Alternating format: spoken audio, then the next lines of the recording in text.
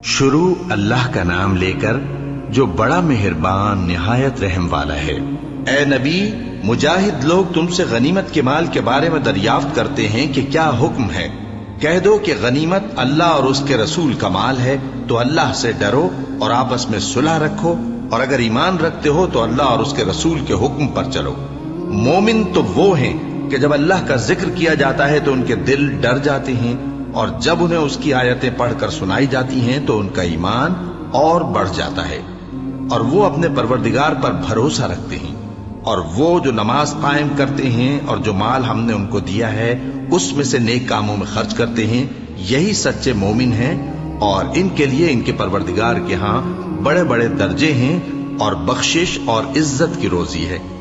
ان لوگوں کو اپنے گھروں سے اسی طرح نکلنا چاہیے تھا جس طرح تمہارے پروردگار نے تم کو تدبیر کے ساتھ اپنے گھر سے نکالا،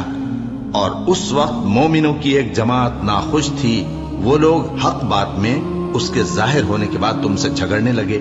گویا موت کی طرف ہانکے جاتے ہیں اور اسے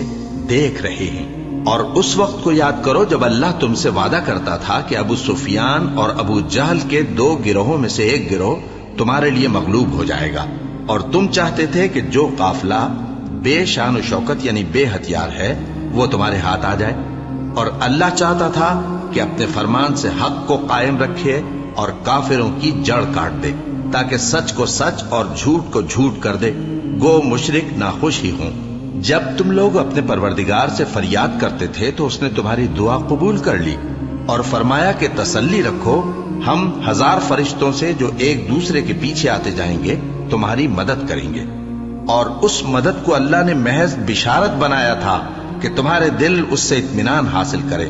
اور مدد تو اللہ ہی کی طرف سے ہے، بے شک اللہ غالب ہے، حکمت والا ہے۔